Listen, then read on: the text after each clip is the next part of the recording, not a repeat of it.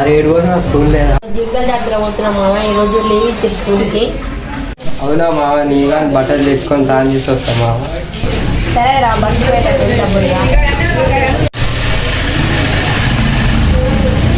వచ్చినా మామ పోదాం పా. సరే మా పోదాం.